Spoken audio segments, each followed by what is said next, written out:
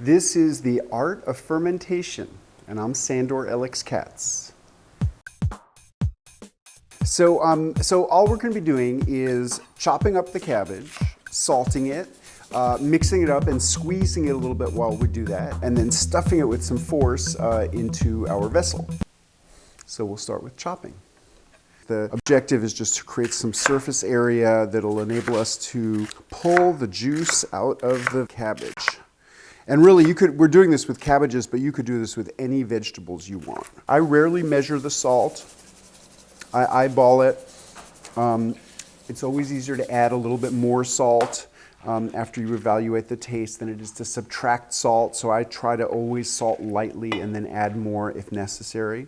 The salt accomplishes a few distinct things in the process. First off, it pulls water out of the vegetables through osmosis, so it helps, even if I wasn't doing this squeezing bit, which kind of breaks down cell walls, bruises the vegetables, releases juices, or what people remember in some places is they would take small children and scrub their feet and put the kids inside the barrel and let the kids jump up and down on the vegetables. The critical step for success in sauerkraut is getting the vegetables submerged under liquid. After 10 minutes of squeezing the vegetables, we have a little puddle. Another test I like to do is to pick up a handful of the vegetables and squeeze them and get water dripping out of it. So that's what we're really looking for. If you can get a hold of a beautiful ceramic crock like this is a wonderful kind of a vessel to use. But really, like the vessel that everybody has, somewhere in their home, lurking in the back of their kitchen pantry,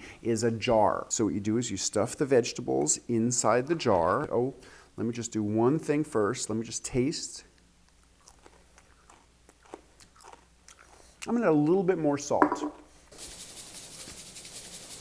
So fill it up, and then you try to press down the vegetables. There's a little bit of airspace to accommodate for the inevitable expansion as this begins to generate carbon dioxide. And then what I like to do is just put the top on the jar, and this is the setup. How long do you ferment this for? And there's no simple, straightforward answer to that question. The most important single consideration for how long to ferment it for is what kind of flavor you like. As it ferments longer, the acids accumulate. It becomes sharper, more acidic, more tangy. You might love it after 3 days, you might love it after 3 weeks, and you might love it after a few months. I mean, there's no accounting for taste, and you can make it the way you like it.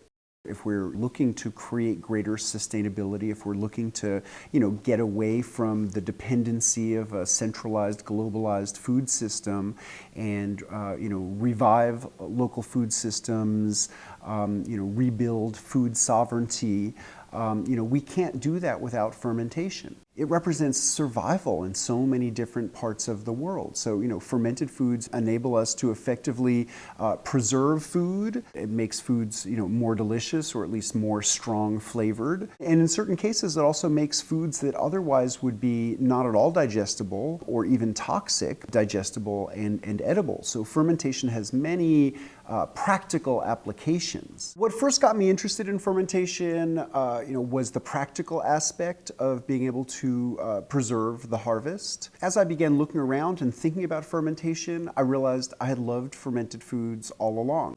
Almost every food that we elevate onto this gourmet pedestal that people get really excited about, that culinary traditions around the world consider their highest expressions. Almost all of these foods are products of fermentation because fermentation creates strong flavors. I am a fermentation revivalist. I maintain a website which is called wildfermentation.com, and I would like to demystify fermentation and make you feel comfortable trying it in your own home.